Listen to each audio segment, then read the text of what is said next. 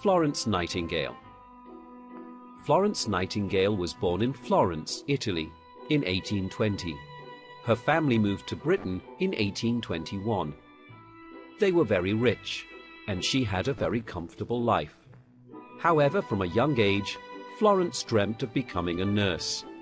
At the age of 35, her dream came true when she started working in a hospital. A few years later, she heard about the Crimean War and decided to go to Turkey and help the injured soldiers. Florence was dedicated to her work. She worked all through the night, going around the hospital with a lamp. This is why people called her the Lady with the Lamp. After the war, she started the first school for nurses in London. She also received the Royal Red Cross Award from Queen Victoria. Florence carried on helping people who were in need for the rest of her life.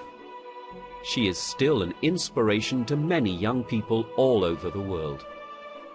Florence Nightingale was an important woman in history. Do you know about any other important women in history?